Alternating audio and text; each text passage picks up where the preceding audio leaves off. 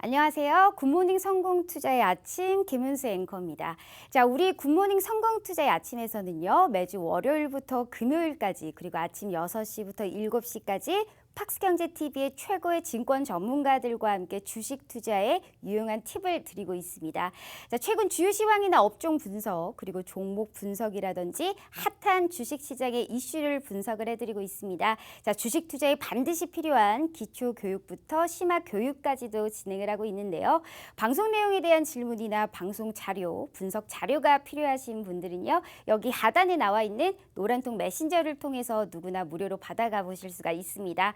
자, 하단의 안내와 같이 노란통 메신저를 실행하시고요. 오픈 채팅방 검색을 누른 다음 하단에 안내되어 있는 오늘 방송을 진행하시는 전문가님의 키워드를 입력하셔서 검색하시거나 만약 그게 너무 귀찮다 하시는 분들이 계실 겁니다. 자, 오른쪽 하단에 나와 있는 QR코드를 이용하시면 되는데요. 자, 스마트폰을 꺼내셔서 카메라를 실행하시고 이 QR코드를 가져다가 대시기만 하시면 바로 입장이 가능합니다. 자, 입장하셔서 방송 보고 왔어요 라고 하시면서 교육 자료 그리고 시황 자료 그리고 종목 상담까지 다 편하게 받아 가보시길 바라겠습니다. 자, 본 방송은 녹화 방송입니다. 일정 부분 시차가 있을 수 있다는 것을 감안해 주시고 시청해 주시길 바라겠고요. 자, 우리 굿모닝 성공투자의 아침에서는 팍스경제TV의 전체 증권 전문가님들 중에 수익률이 가장 좋은 메인 간판 전문가님들만 나오고 있습니다. 자, 오로지 수익률 상위 랭크자들만 이 굿모닝 성공투자의 아침에 출연할 수가 있기 때문에 우리 시청자 여러분들께 많은 도움이 되실 거다라고 믿고 있습니다. 자, 그럼 오늘 방송을 해주실 우리 전문가님 바로 만나보러 가실까요?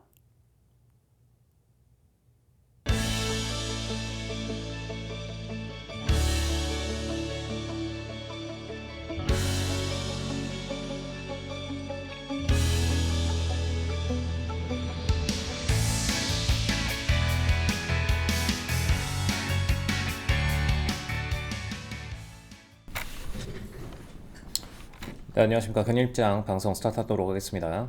자, 현재 방송 보신 분들께서는 19일장 오전장 기준으로 보고 계실 거고요. 현재 녹화는 18일장 기준 진행되고 있다는 점 참고해 주시길 바랍니다. 자, 현재 시장 분위기 좀 보시면은 일단 시장 속에서 계속해서 어떤 상승세의 흐름이 나와주고 있다라는 면은 분명히 좋은 시그널이고요. 일단 미국장이 반등을 보였습니다. 최근 제가 이제 팍스경제TV에서 자주 얘기를 드렸던 게 미국장이 실질적으로 지지를 받고 있다라는 부분을 언급을 드렸었죠. 미국장 실질적으로 이제 13일장 기준으로 본격적으로 이제 지지 흐름 나와주기 시작을 했고요. 이 흐름이 본격적으로 상승세 구간으로 이어가는 기준 신호다라고 얘기를 드렸고, 그게 이제 실제로 미국장 반등으로 이어지면서 상승세를 끌어가고 있다. 이렇게 보시면 될 것 같습니다. 자, 일단은 지지 단가를 보였던 부분은 13일장 기준에서 지지를 받았던 단가 정확하게 체크를 드리면 이제 4,330선, 4,330선 단가에서 지지를 받고선 상승 구간으로 치고 올렸죠. 이 단가에서 지지받는 부분이 상승 추세의 기준 라인이었기 때문에 굉장히 중요했던 부분이었고요. 그 다음에 실질적으로 상승세 구간으로 잘 올라가고 있습니다.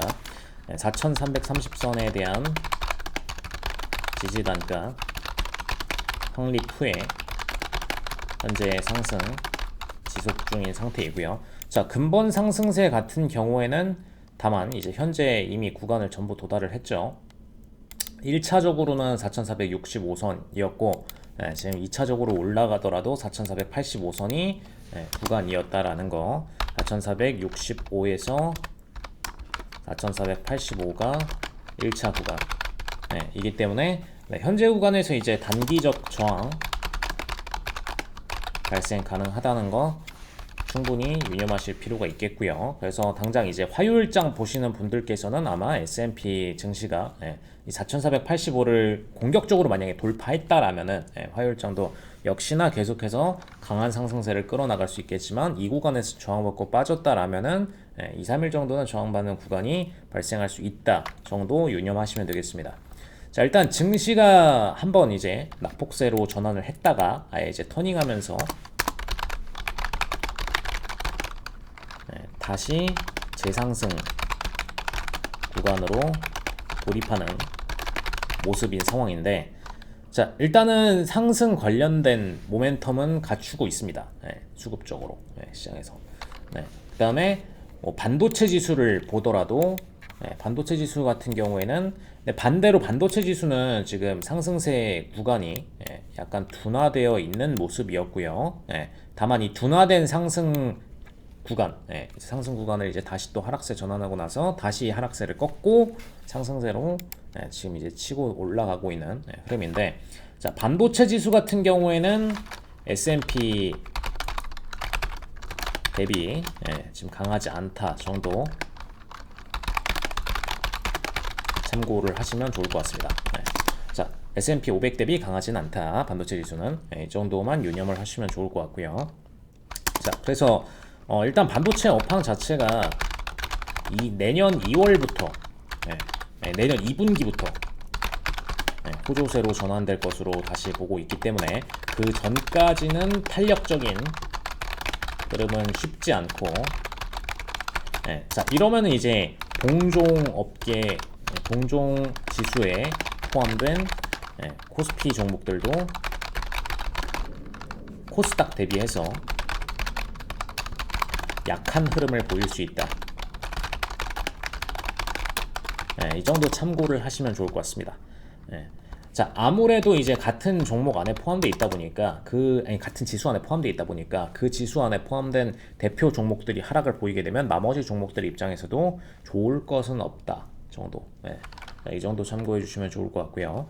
자, 일단 코스닥 같은 경우에는 그래도 상승세를 어느 정도 타는 모습 보여주고 있죠. 자, 현재 시장에서 일단 미국장의 저항 구간에 대해서 언급을 드렸고, 현재는 이제 상승세를 이어가고 있기 때문에 일단 좋은 수급을 보여주고 있다까지 언급드렸습니다.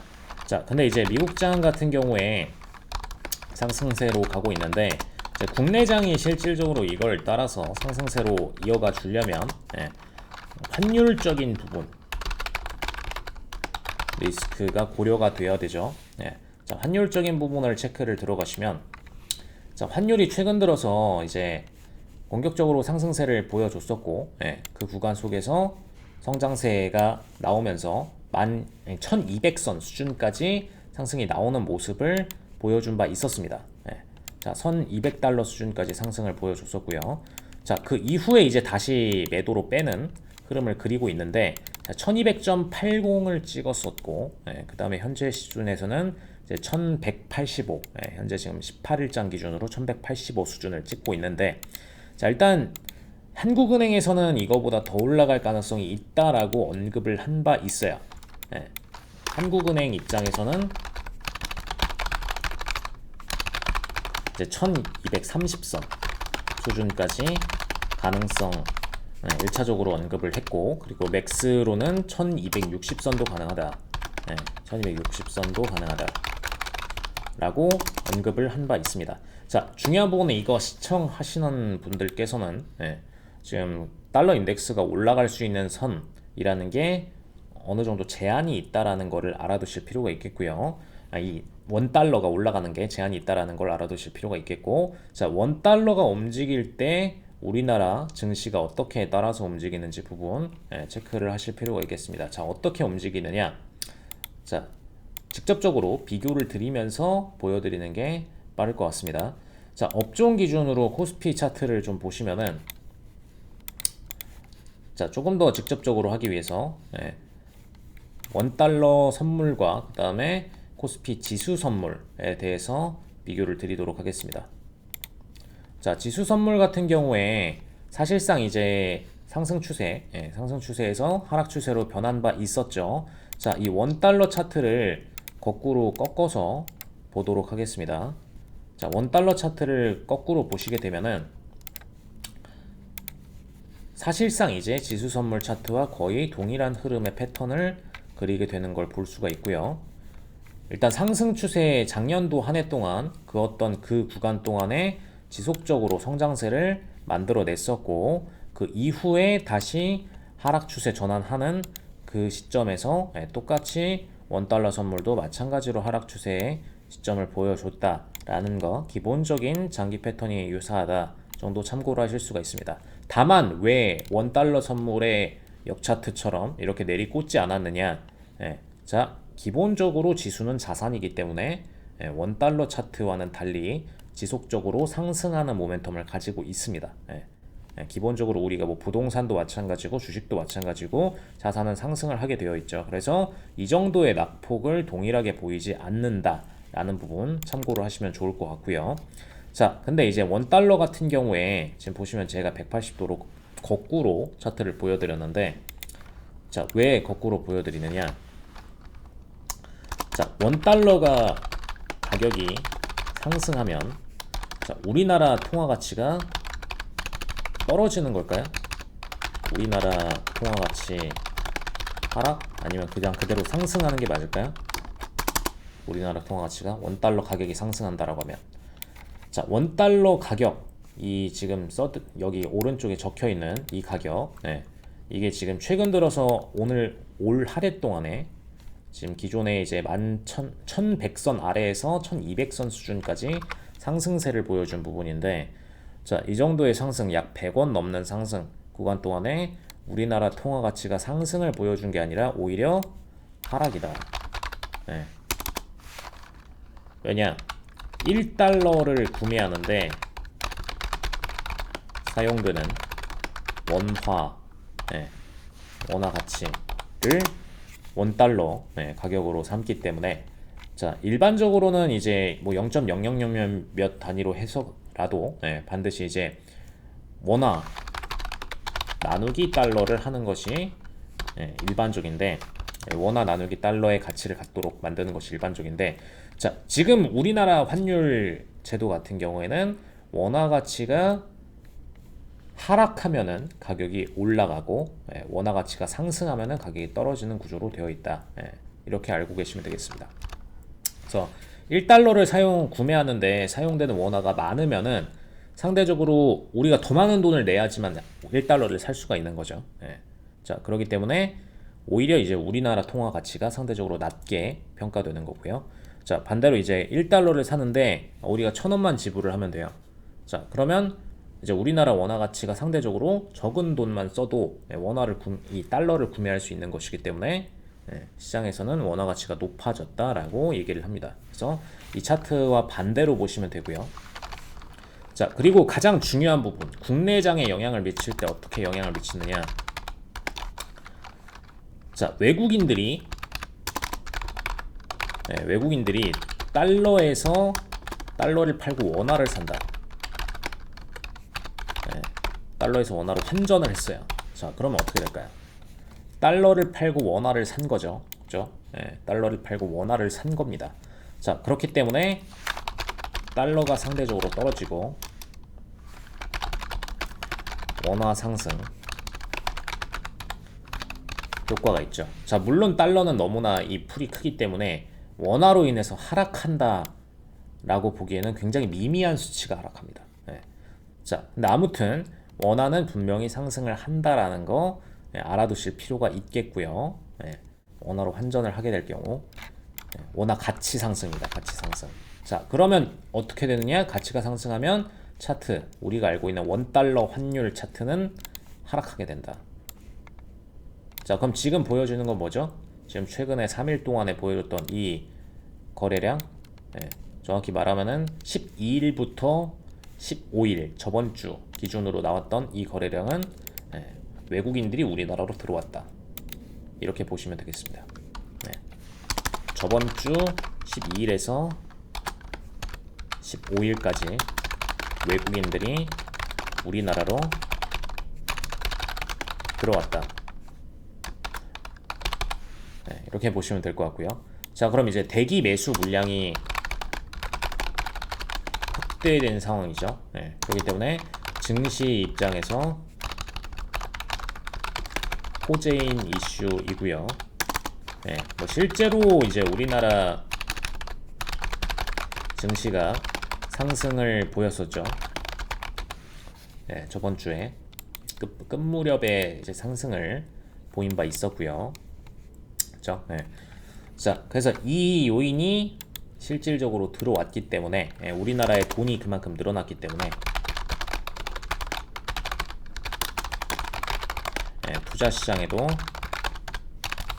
매수세가 유입되었다. 이렇게 해석하시면 가장 적절하겠습니다. 자, 근데 왜 갑자기 외국인들이 우리나라 시장에 매수세를 진행을 했느냐? 자, 그 이유는 그냥 너무나 간단합니다. 지금 시장에서 환율이 지금 1200 수준, 너무나 지금 높은 환율 가격을 기록하고 있기 때문에, 자, 우리나라 통화가 굉장히 원래 안정적인 통화예요. 우리나라 통화가 거의 항상 이제 정말 크게 벗어나도 1050선에서 1250선, 거의 200원 박스권을 항상 지키거든요. 200원 박스권을 거의 항상 키핑하는 그런 느낌의 거래들을 보이는데, 실질적으로 이제 1200 단가까지부터는 이제 과상승, 과매수 구간이기 때문에 반대로 이제 매도를 치면서 우리나라로 통화량들이 들어오는 거래량을 보입니다. 한마디로 이제 원화가 쌀 때 들어와서 투자를 하고, 다시 이제 원화가 가치가 올라가면 팔겠다는 거죠. 가장 기본적인 트레이딩의 전략이라고 보시면 될 것 같고요. 자, 그래서 원화가 지금 비싼 시점까지 이제 1200 수준까지 올라왔기 때문에 이제 반대로 이제 우리나라로 들어오는 트레이딩을 시작을 하고 있다. 이 정도로 보시면 될 것 같습니다.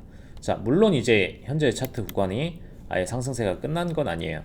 현재 시장에서 다시 이제 매수 쪽으로 돌아가지고 또 치고 올라가는 흐름을 보일 수 있습니다. 자, 다만 현재 시장 수급은 분명히 좋은 상황이다.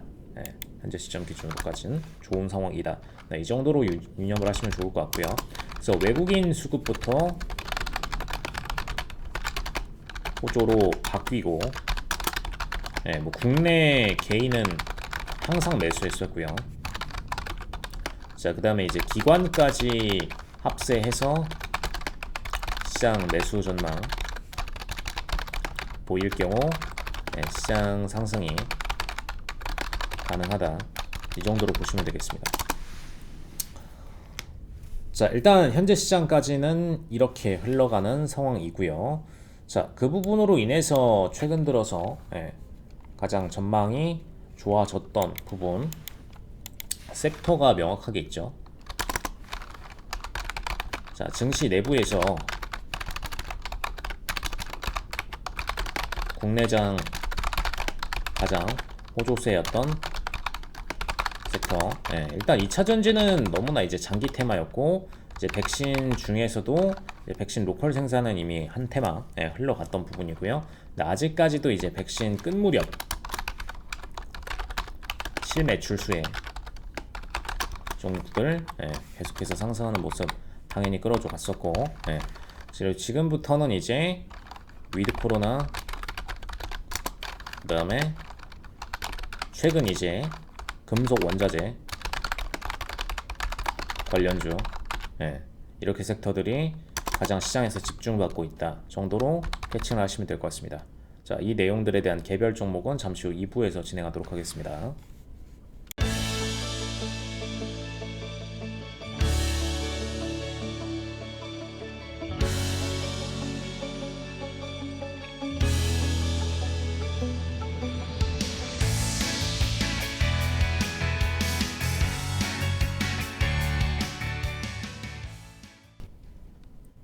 자, 2부 스타트하도록 하겠습니다. 자, 1부 때 내용 제대로 이해가 안 가셨다는 부분들이 있으시면 아래쪽 톡방 링크 통해서 들어오시면 되겠고요. 자, 아래 하단 배너에 지금 톡방 관련된 내용 들어가 있죠. 톡방에서 지속적으로 지수 그리고 개별 종목들 관련해서 내용 언급드리고 있습니다. 자, 일단 오늘장 지금 스튜디오 산타클로스도 그렇고 저희가 이제 톡방에서 트레이딩 했었던 U 같은 경우에도 굉장히 공격적으로 상승세에 끌어가고 있죠. 오늘장만 벌써 이제 17%가량의 상승세를 보여줬습니다. 자, 그 다음에 이제 사마네트웍스, 저희가 트레이딩 했던 또 두 번째 종목이죠. 사마네트웍스 같은 경우에도 장중에 이제 15%가량의 공격적인 성장세 만들어냈었고요. 수익 구간 끌고 갔던 부분 참고하시면 좋을 것 같습니다. 자, 일단 U 같은 경우에도 그렇고 지금 뭐 스튜디오 산타클로스에도 그렇고 최근에 이제 오징어 게임 이후에 공격적으로 이 엔터테인먼트에서도 이제 미디어 제작 관련된 스튜디오 관련된 주들이 집중을 이루고 있죠. 그래서 이쪽 관련된 섹터가 지속적으로 수급을 많이 받고 있다라는 거 참고를 하시면 좋을 것 같고요. 뭐 사실 재무적인 부분은 거의 그대로이고 이게 이제 OTT 관련된 쪽으로 계속해서 진출해 나갈 수 있다라는 그런 성장 모멘텀 때문에 성장했다라고 보시면 될 것 같습니다. 뭐 사마 네트워크스도 사실상 마찬가지이고요. 그러니까 이제 엔터주들의 어떤 트레이딩이 지속적으로 이어지고 있다. 이 정도만 참고하시면 되겠습니다. 칩스앤미디어도 상승세 잘 보이고 있는 부분이고, 자 일단 최근 들어서 이 트레이딩에 집중되는 테마들이 계속해서 체인지 되고 있는데, 자 보시면은 위드 코로나랑 기존에 있었던 이 포스트 코로나랑은 살짝의 차이점이 있습니다. 포스트 코로나 같은 경우에는 이제 코로나의 종결 기준으로 섹터를 잡는 방식이었고, 위드 코로나의 경우에는 코로나의 종결이 아니라 코로나와 함께 코로나가 이제 지속되던 혹은 사멸되던 계속적인 성장을 가져갈 수 있는 섹터 여부, 이게 중요한 부분이죠. 자, 그래서 사실상 이제 위드 코로나 같은 경우에는 포스트 코로나는 거의 이제 소비주로 대표가 됐었는데, 그죠? 그러니까 사실상 이제 자 소비가 코로나 이후에 다시 돌아오기 때문에 그동안 저항받았던 것을 회복한다. 이게 이제 소비주에 대한 포스트 코로나 배수 관점이었다라면, 자 위드 코로나도 이건 부분적으로 속합니다. 코로나가 실질적으로 사멸됐을 때 매출적으로 수혜를 보는 것도 분명히 맞죠. 그것도 맞는데, 자 우리가 근데 지금 주목해야 될 부분은, 자 그동안에 이제 뭐 온라인 파트도 마찬가지고요. 그리고 이제 공업 수요 관련된 부분도 마찬가지고, 자 온라인 파트 같은 경우에는 이미 이제 코로나 이전에도 성장세를 뭐 많이 거두고 있었지만, 코로나가 본격화되면서 이제 온라인 결제권 수량 증대가 일어났고, 여기서 이제 유저 확대가 일어났죠. 그리고 이분들이 이제 온라인 기반 결제의 편의성에 적응하기 시작했습니다. 적응했고 지속 이용 고객으로 남게 됐다라는 거죠. 특히 어느 세대가 많이 그렇게 변했느냐? 50대 이상. 기존 50대 이상 같은 경우에는 굉장히 공격적으로 트레이딩이라기보단 공격적으로 이제 오프라인에서 매출 확보를 진행을 했었다라면, 매출 확보라는 표현보다는 이제 오프라인에서 이제 결제들을 많이 진행했었죠. 오프라인에서 결제를 많이 진행했었는데, 이분들이 온라인으로 넘어오면서 본격적으로 온라인 결제들을 적응하고 있습니다. 자, 정확히 말하면 온라인이란 표현보다는 이제 앱 쪽이 훨씬 많죠. 모바일. PC를 이용해서 결제하시는 분들보다는 앱과 모바일을 통해서 결제하시는 분들이 사실상 핵심이 됐고, 이분들이 이제 그동안에 오프라인 가가지고 마트 가서 결제하고 했던 이 모든 활동들을 코로나 때문에 어쩔 수 없이 필수적으로라도 온라인으로 결제하는 습관들을 들여야 했고, 그 과정 속에서 온라인의 편의성들을 느꼈고 이거에 대해서 적응을 했다. 그래서 이분들이 지속 매출 대상으로 남게 되었다.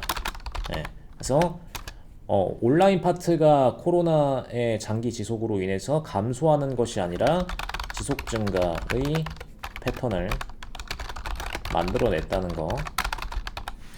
그래서 이게 굉장히 핵심적인 모멘텀이고요. 이게 왜 중요하냐면은 뭐 대부분의 시청자분들도 아시다시피 50대 이상층이 가진 현금력이 상당하다는 것은 이미 알고 계실 겁니다. 기존에 이제 2에서 40대 중반까지의 자산 대비 50대 이상의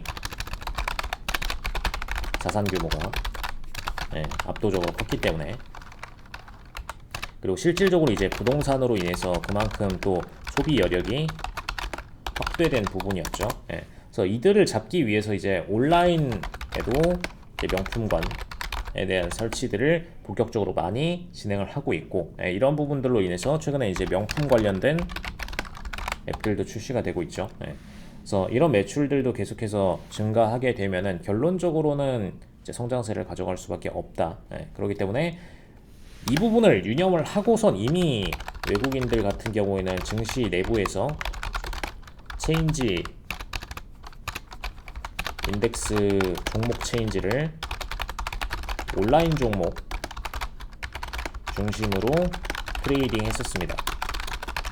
그죠? 그래서 온라인 종목 중심으로 트레이딩을 했었고, 그 과정에서 상대적으로 기존 대기업군에 대한 비중 축소를 진행했었죠. 그래서 이게 현재 시점에서 굉장히 중요한 부분이 됐고요.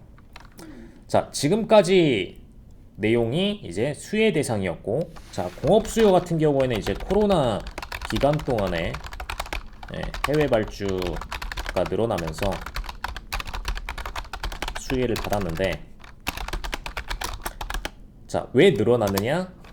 해외 현지 생산이 어려운 품목들이 있었는데, 상대적으로 우리나라도 지금 뭐 2천, 3천 코로나 확진자를 찍고 있지만 비율적으로 봤을 때 오히려 굉장히 적은 수치입니다. 그래서 해외 현지 생산이 어려운 품목들에 대해서 이제 한국 발주 증가가 발생했었고, 특히 이제 동남아 같은 국가들은 방역이 아직까지 미비한 상태였기 때문에 이로 인해서 발생했던 이제 확진자 증가, 이 부분에 대한 매출 수요를 또 우리나라가 또 추가로 받게 됐다. 단가가 올라가더라도 한국 생산을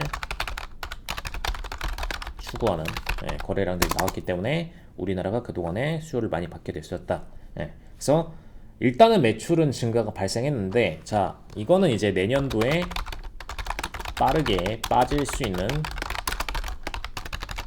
매출입니다. 빠르게 빠질 수 있는 매출이에요. 다만 재작년 보다는 고객사를 확보했기 때문에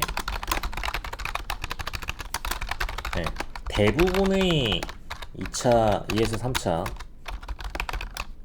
산업군 기업들이 지속 매출을 가져가는 상황이 됐다는 거. 자, 이 정도만 참고를 하시면 되겠습니다. 그래서 재작년 주가보다 더 인하된 가격을 보여주는 그런 종목들이 있다라면은 그건 분명히 잘못된 것이다. 매출적으로 실제로 증가를 했다라면 그건 잘못된 평가이고, 자, 내년도에 매출이 일부 빠질 수는 있지만 그래도 재작년 매출보다는 높은 수준을 유지할 수 있는 기업이 많다. 그래서 거기서 포인트를 찾아내시면 좋은 부분이 되시겠습니다. 자, 그 다음에 이제 현재 트렌드 보시면은 오늘장 기준으로 18일장입니다. 18일장 기준으로 좀 보시면은 뭐 아연 관련된 종목들이 굉장히 좀 상위권에 많이 랭크가 되어 있었죠. 그래서 지금 최근 트렌드가 굉장히 어떤 원자재 가격 중에서 금속 원자재들의 가격 상승이 뚜렷한 상황이 됐었고요. 자, 이 과정 속에서 아연, 뭐 구리, 그 다음에 니켈 등 종목 상승이 발생했었습니다. 자, 그럼 이제 이로 인해서 수혜되는 종목들이 있고, 이제 오히려 악재인 종목들이 있어요. 자, 이 부분에 대해서 정리가 잘 안 되신다, 이 대상주들이 궁금하시다 하시는 분들은 아래 톡방 링크로 들어오셔서 질문을 주시면 되겠습니다.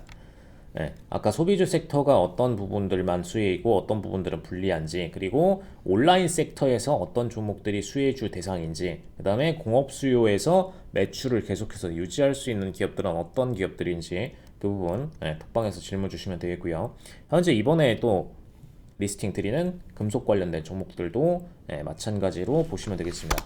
자, 일단 수혜 섹터는 이 원자재를 직접 판매하거나 혹은 1차 가공을 통해서 이 금속이 그대로 활용되는 형태로 상품을 B2B 계약하는 그런 기업들, 그런 기업들은 이제 수혜 대상이 되겠고요.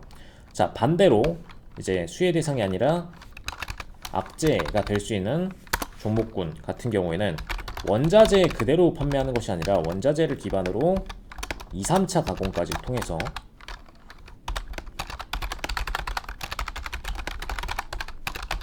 상품을 제조한 다음에 이걸 이제 소비자 대상으로 특히 B2C 대상 판매를 하거나 혹은 특정 기업군들의 이미 계약된 가격으로 판매하는 경우, 자, 이런 경우에는 분명히 악재가 됩니다. 왜냐? 그냥 원가만 상승하고 매출은 동결되는 구조이기 때문에, 자, 이분들은 매출을 이익률이 분명히 떨어질 수밖에 없어요. 자, 그런데 수혜 종목 같은 경우에는, 자, 원가 상승하더라도 마치 이제 우리가 오일 가격 상승 대비 주유소 가격이 더 빨리 오르듯, 더 빨리 오르듯이 실질적으로 1차 가공 B2B 상품에 대한 판매가가 그 이상으로 상승해서 판매를 하기 때문에, 한마디로 이제 명분이 있는 거죠. 명분이 명확한 상황이기 때문에, 자, 이 과정에서 이윤 증가가 발생을 한다. 자, 그래서 오늘장 같은 경우에 아까 전에 이제 고려아연 같은 종목들은 슈팅을 좀 세게 시초가부터 쐈었고, 최근 들어서 이제 상승세가 굉장히 강한 거의 뭐 20% 수준 이상의 상승세를 끌어갔었죠. 자, 이윤이 명확하게 증가하기 때문에 이런 상승세가 나와줄 수 있었던 부분이다. 그래서 수혜주와 악재주를 명확하게 구분하실 필요가 있다라는 거. 그냥 무작정 이제 원자재를 가공을 해서 뭔가 상품을 이쪽 관련된 제조업을 한다, 그럼 무조건 다 수혜되는 종목이 절대 아닙니다. 그래서 명확하게 구분하실 필요가 있겠다. 이 정도 참고를 하시면 좋을 것 같고요. 자, 오늘장에 이제 상위권 랭크 됐었던 종목들 중에서도 이제 철강 섹터들이 있었죠. 그래서 그 철강 섹터들도 역시나 마찬가지로 수혜를 볼 수 있는 대상 종목군이었기 때문에 상승을 보였던 부분이고, 오히려 이제 일부 종목들 같은 경우에는, 자, 예를 들어서 현대차에 부품을 납품하는데, 부품 납품하는데 이미 이제 계약 단가가 정해져 있어요. 거의 대부분의 경우에는 계약 단가가 정해져 있습니다. 자, 계약 단가가 정해져 있는데 이 과정에서 원가 상승이 발생했다라면은, 자, 이분들은 그냥 무조건 이익률 하락이에요. 이분들은 오히려 악재 상황을 겪게 되시는 거고, 올해 재무제표에서도 재무 악화 현황이 나오게 되겠죠. 그래서 이 차이를 명확하게 인지하실 필요가 있겠습니다. 자, 그래서 현재 악재주인지 수혜주인지 정확하게 구분이 안 간다 하시는 분들께서는 아래 톡방으로 들어오셔서 종목들 질문 주시면 답변 드릴 수 있도록 하겠습니다. 2부 여기까지 마치고요. 저희는 3부에서 뵙도록 하겠습니다.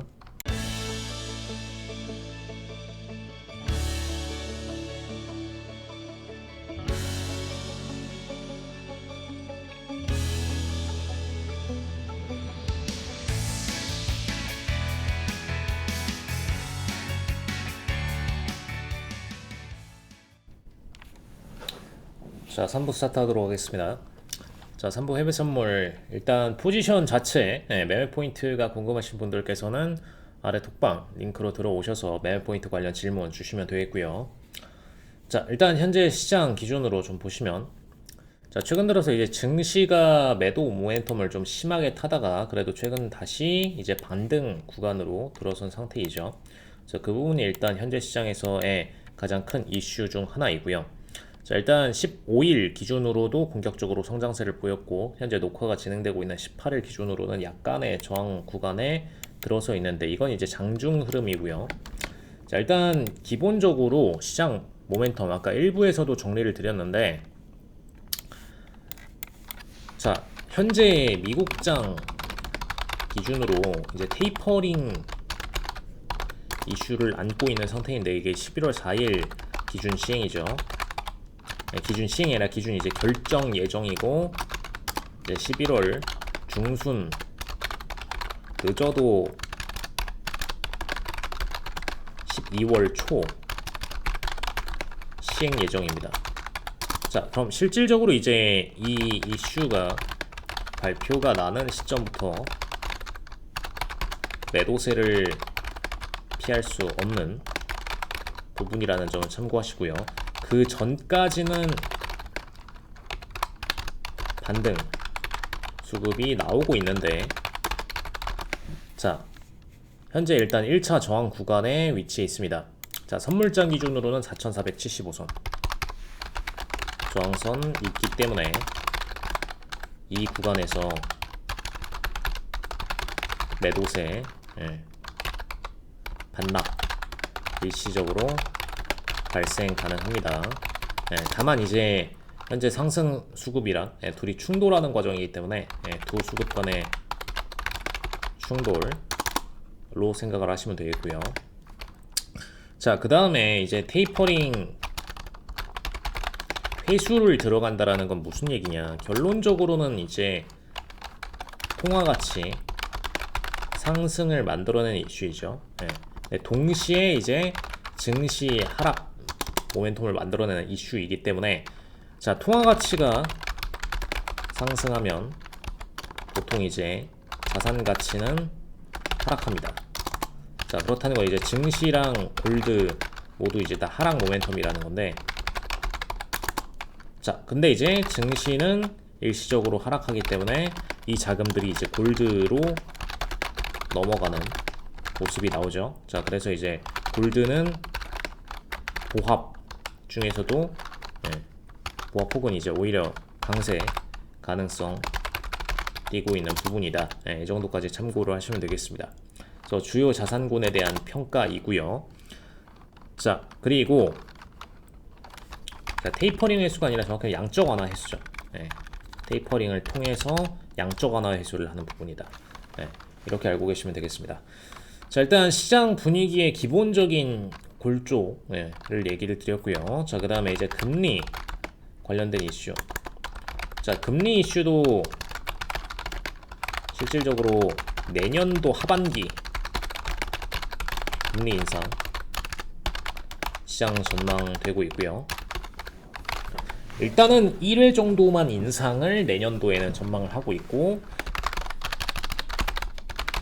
내년도 1회, 그 다음에 이제 차년 후년도 2023년 2회, 3회 정도까지 전망이 되고 있습니다. 자, 적게는 지금 2회에서 3회 정도 인상 전망이 있는 상태이고요. 자, 그래서 현재 시점에서 어떤 트레이딩에 있어서의 기본적인 이슈들 정리를 드렸습니다. 자, 그래서 이 인상 관련된 이슈는 현재 해외 선물장에서는 바로 영향권에 있는 것은 분명히 아니라는 거. 그래서 인상 관련 이슈와 현재 테이퍼링 이슈에 대해서는 사이에 금을 그어드렸고요. 자, 마지막 이슈가 하나가 더 있죠.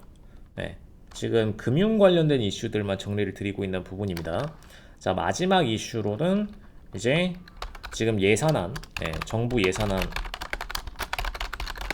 통과 이슈가 있는데, 자, 이번에 일단락을 거쳤어요. 이제 상원 임시 예산 진행이 됐고, 이로 인해서 이제 12월 초까지 예산안 연장을 했는데, 자, 이 시점에 다시 한번 심사를 진행해야 하는데, 현재 펠로시 상원의장 같은 경우는 다음번에는 승인 없을 거다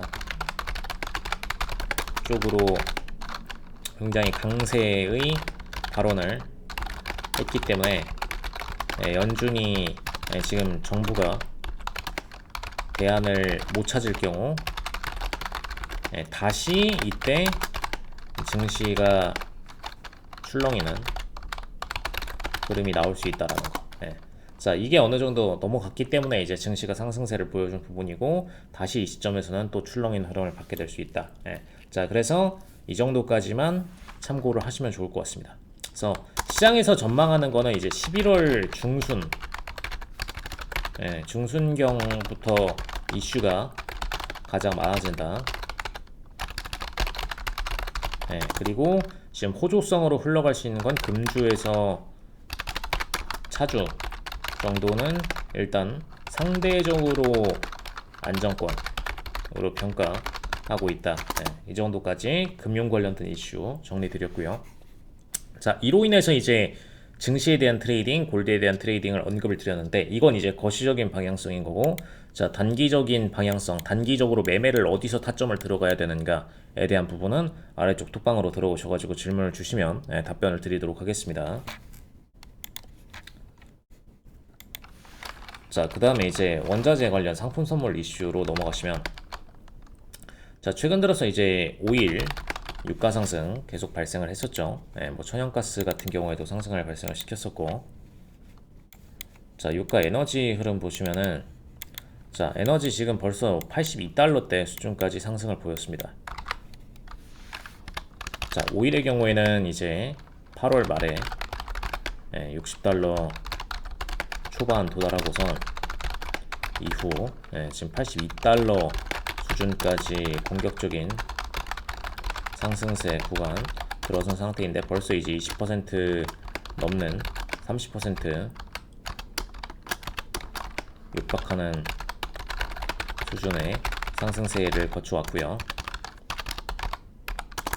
자, 그 와중에 이제 천연가스도 마찬가지로 상승세가 강했으나 금일장의 경우에는 오히려 매도세 타는 모습 보여줬다라는 거. 자, 왜 그러냐면은, 자, 오일과 천연가스 둘 간에는 일치하면서도 다른 부분이 있습니다. 자, 공급 부분에 있어서 오일과 천연가스는 사실상 이제 공동 생산이라고 보셔도 돼요. 그러니까 오일을 뽑기 위해서는 천연가스도 같이 뽑는 그런 상황들이 생길 수밖에 없다라는 거. 자, 근데 이제 수요적인 부분에 있어서는 오일은 공업적으로 쓰내나, 공업적으로 많이 쓰이나, 천연가스는 그쪽의 쓰임새가 적고, 동시에 개인 소비 중심인 원자재이죠. 자, 그러기 때문에 일단 천연가스 자체가 이제 공업이 활성화되고 이제 개인 활동 양이 증가하면 부분적으로 올라가는 것은 맞으나 수요가 이건 맞는데 장기적으로 지속 성장을 보이지는 못한다는 거죠.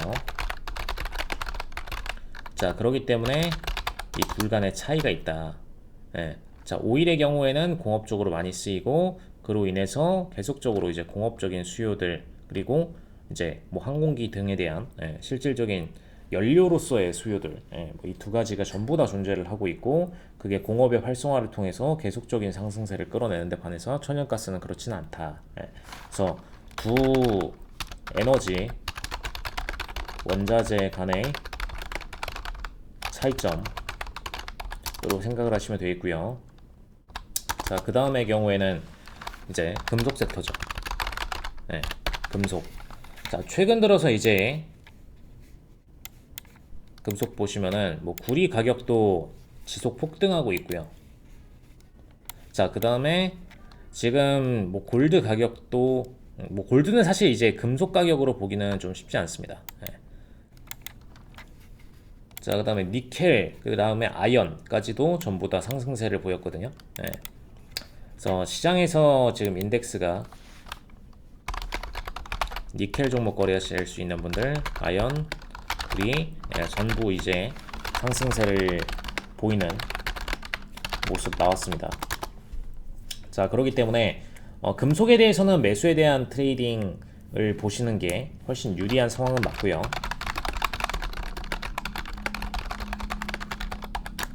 자, 그리고 심지어 이제 그동안 코로나로 인해서 공업 생산 물량이 적었었고, 이후로 이제 전기차, 2차 전지 등이 발생하면서 금속 대상, 특히 이제 니켈 같은 종목들,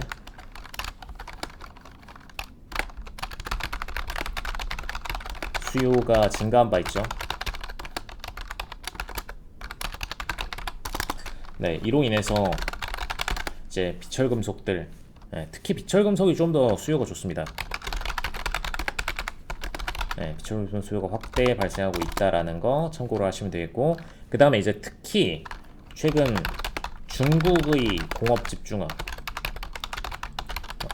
중국의 공업 집중화가 발생하고 있죠. 해외에서 생산되던 물건들에 대해서 중국 쪽에다가 발주를 넣고, 물론 이 와중에 우리나라도 발주를 많이 받고 있는데, 자, 공업 단지의 핵심인 중국에도 공업 발주량이 늘어났고, 이로 인해서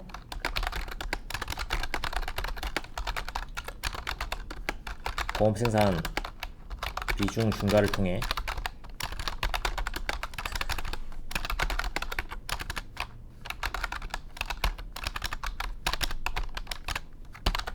외국 기업들이 이익을 보는 케이스가 확대되었습니다. 자, 그래서 이 과정 속에서 지금 금속들에 대한 수요량이 공격적으로 중국 내부에서 폭증하고 있다. 근데 중국 내부에서 이 정도로 단기적으로 폭증을 하게 될 경우에는 중국이 사실상 요즘은 중국이 옛날 과거 영국 LME 메탈 거래소 느낌으로 가고 있기 때문에 사실상 이제 중국에서 증가하게 되면은 가격이 주 거래소 국가에서 증가를 한 것과 같기 때문에 더 공격적으로 수요량이 증가를 한 것처럼 차트가 움직여준다.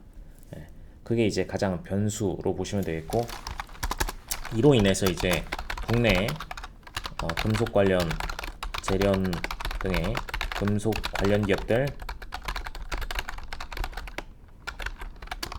수혜 혹은 이익 증가 효과를 보고 있습니다. 자, 그래서 이 내용들을 유념을 하시면 되겠고요. 자, 금일자 여기까지 마감 들어가고, 자, 지금 금속 부분, 그 다음에 에너지 섹터에 대해서 집중적으로 언급을 드렸고요. 그 다음에 그 직전에는 금융 관련된 종목들에 대한 시황, 이렇게 얘기를 드렸는데, 이 내용으로 인해서 발생하는 해외 선물 포지션 궁금하신 분들께서는 아래 톡방으로 들어오시면 답변 드릴 수 있도록 하겠습니다. 네, 금일장 고생 많으셨고 지금까지 윤진 대표였습니다.